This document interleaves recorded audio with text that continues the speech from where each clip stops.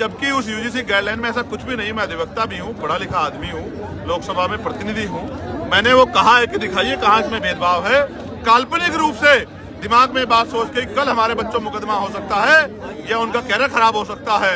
हमारे तो 72 बच्चे हर साल जो है SC ST OBC के संस्थागत हत्या का शिकार होते हैं। और NCRB का डेटा कहता है कि लाखों महिलाओं के साथ रेप हत्या होती है, लोगों को मारा जाता है, जुल्म होते हैं, जाति धर्म के नाम पे अन्याय होते हैं, दुकानें बंद करवाई जाती है, बुलडोजर चलाए जाते हैं, गोलियां लगती है। हम तो इतना अन्याय सह के भी कानून पे भरोसा करते हैं, सरकार की पॉलिसी पे भरोसा करते हैं। लेकिन यहाँ तो एक काल्पनिक बात को दिमाग में रख के आंदोलन करके सुप्रीम कोर्ट ने रोक लगा। चिंतन ये है, कमजोरों में अविश्वास पैदा हो रहा है।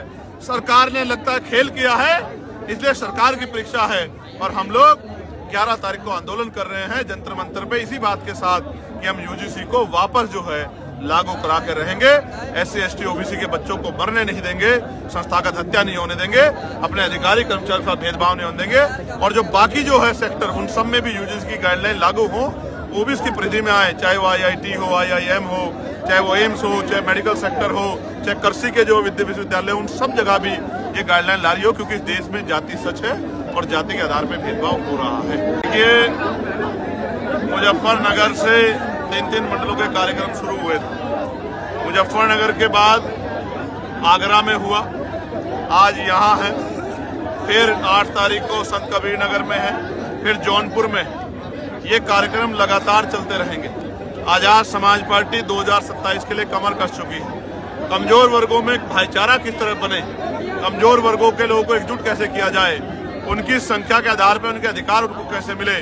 और जिस तरह से अभी यूजीसी में जब यूजीसी के लिए गाइडलाइन आई, किस तरह का माहौल बना, किस तरह से दलित पिछड़े वर्ग के लोगों को, यहाँ तक कि प्रधानमंत्री जी को भी जो है, जिनको हिंदू हृदय सम्राट बताया, उनको भी गालियां दी गई जाति के आधार पे। ये सच है कि जो हिंदू राष्ट्र की बात होती है, जो जात पात की करो विदाई, हिंदू भाईचारे की बात होती है, वो खोखला है।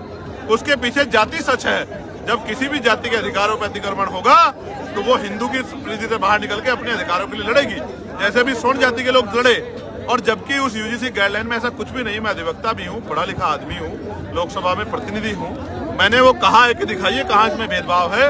काल्पनिक रूप से दिमाग में बात सोच के कल हमारे बच्चों मुकदमा हो सकता है या उनका कैरियर खराब हो सकता है। हमारे तो 72 बच्चे हर साल जो है SC ST OBC के संस्थागत हत्या का शिकार होते हैं। और NCRB का डेटा कहता है कि लाखों महिलाओं के साथ रेप हत्या होती है, लोगों को मारा जाता है, जुल्म होते हैं, जाति धर्म के नाम पे अन्याय होते हैं, दुकानें बंद करवाई जाती है, बुलडोजर चलाए जाते हैं, गोलियां लगती है। हम तो इतना अन्याय सह के भी कानून पे भरोसा करते हैं, सरकार की पॉलिसी पे भरोसा करते हैं। लेकिन यहाँ तो एक काल्पनिक बात को दिमाग में रख के आंदोलन करके सुप्रीम कोर्ट ने रोक लगा। चिंतन ये है, कमजोरों में अविश्वास पैदा हो रहा है।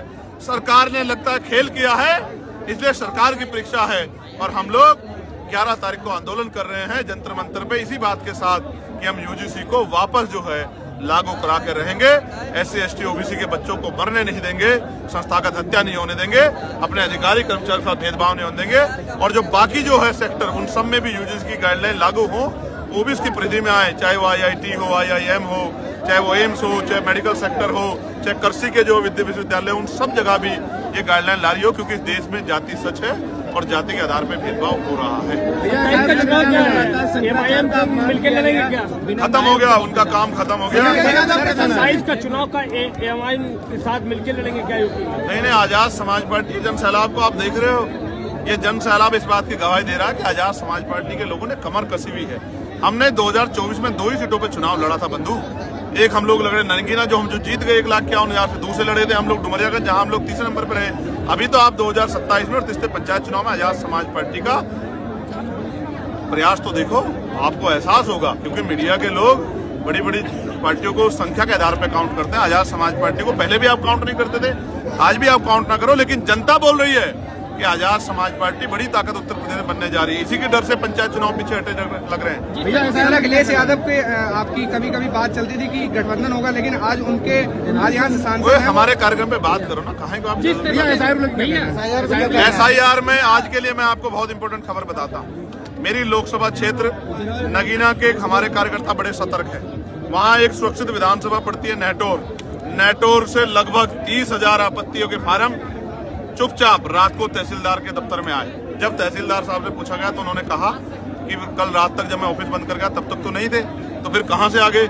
सारे नाम एक एक व्यक्ति के नाम से 100 फार्म एक एक बूथ पे आपत्ति के भरे गए हैं। अभी तक उनमें नाम भी नहीं कि आपत्ति किसके खिलाफ है।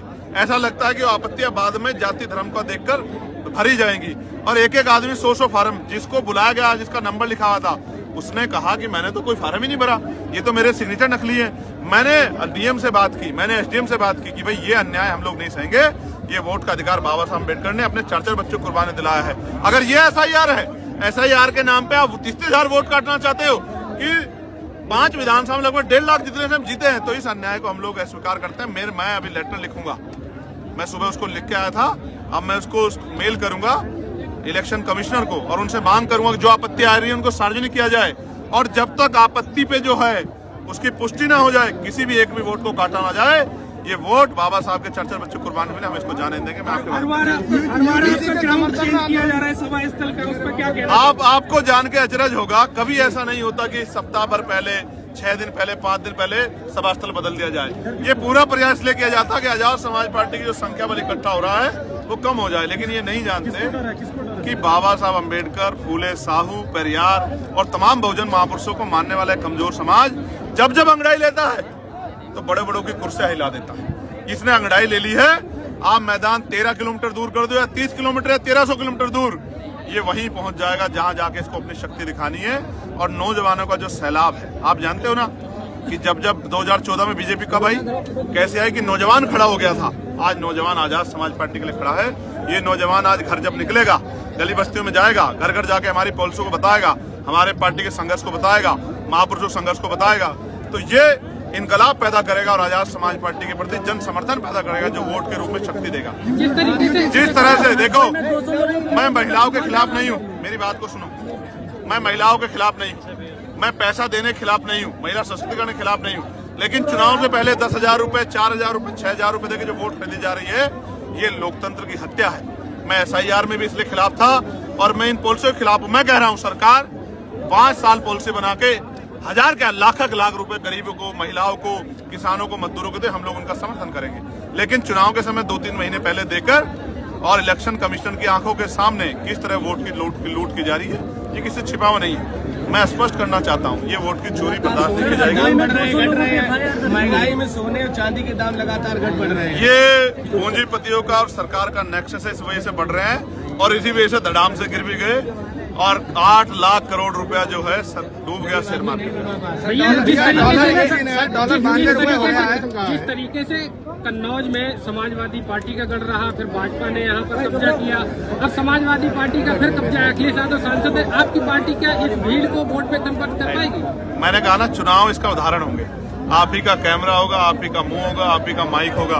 पंचायत चुनाव का रिजल्ट आ जाएगा, चुनाव अगर चुनाव से विधानसभा चुनाव से पहले होगा तो आप ही बोल के बता देना कि भीड़ है या मेरा परिवार है जो एक टांग पे खड़ा होके, लोग बुलाए से नहीं जाते, पैसा देने से नहीं जाते, मिठाई देते हैं, लोग गाड़ी देते हैं, शराब देते हैं, नोट देते हैं, तब नहीं जाते। यहाँ इसमें कोहरे में लोग जन सैलाब बन के उतरे हुए, ये प्यार है।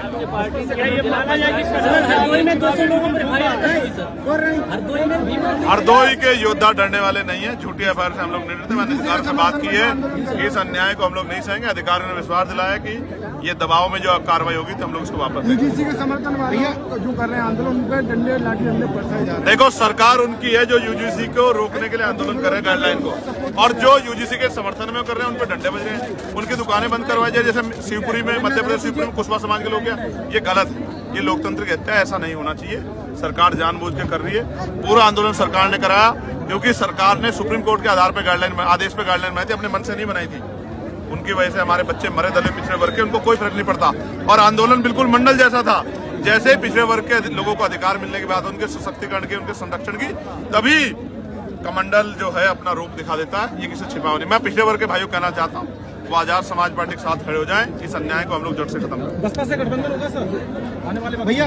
ममता बनर्जी ने, आप मत देखो आजाद समाज पार्टी की ताकत को, आप बालों से अपनी आंखों को ढक के रखो, आप ना देखने की कोशिश करो, लेकिन जनता आपको दिखा देगी। सर, अभी मायावती जी की तस्वीर आ गई थी और हम मुस्कुराने लगे थे। ममता बनर्जी ने ईसीआई को व्हाट्सएप कमीशन कहा है। क्या कहना है इस पे? देखिए, जिस तरह का जुल्म हम वहाँ देख रहे हैं, ईडी की कार्रवाई और तमाम चीजें और SIR पे जिस तरह की चीजें मैंने आपको बताई, इससे तो लगता है कि सरकार चुनाव जीतने के लिए तमाम तरह के हथकंडे अपना रही है। बताओ क्या करें। सर, मायावती जी की भी एक तस्वीर थी, बीच में वो उठा दी गई थी और आप एकदम से मुस्कुराने लगे थे और आप चुप हो गए थे। नहीं, चुप नहीं हुआ। मैं मुस्कुरा रहा था कि अगर बहन जी आशीर्वाद देती तो हम उनको प्राइम मिनिस्टर बना के जरूर बिठाएंगे।